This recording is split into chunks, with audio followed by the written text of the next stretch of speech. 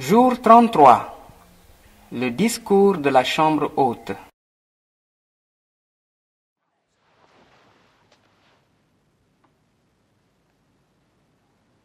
Le plus grand parmi vous doit être comme le plus petit. Et celui qui commande comme celui qui sert. Car qui est le plus grand? Celui qui est à table ou celui qui sert? Celui qui est à table, n'est-ce pas? Or, je suis au milieu de vous comme un serviteur.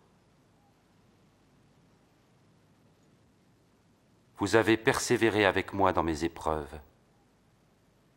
C'est pourquoi je vous confie le royaume, comme mon Père me l'a confié. Vous mangerez et vous boirez à ma table dans mon royaume. Et vous siégerez sur des trônes pour gouverner les 12 tribus d'Israël. Il n'y a donc pas de traître. Simon, Simon, écoute. Satan vous réclame pour vous éprouver tous, pour séparer le bon du mauvais, tel le fermier qui sépare le grain de la paille. Mais j'ai prié, Simon, pour que ta foi ne défaille pas.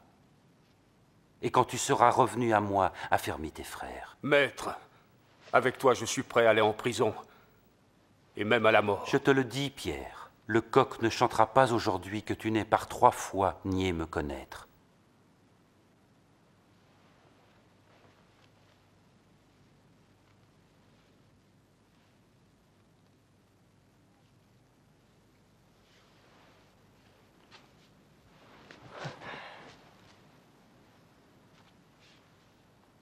Quand je vous ai envoyé sans bourse, ni sac, ni sandales, qu'est-ce qui vous manquait? Rien.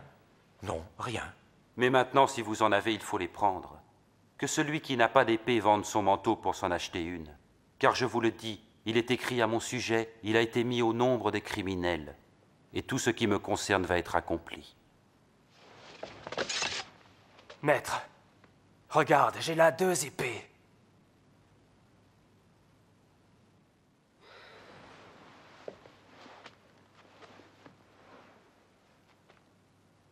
Ça suffit.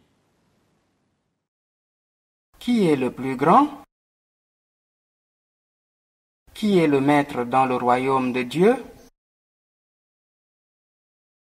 Quelle est la tâche essentielle d'un leader dans le royaume de Dieu?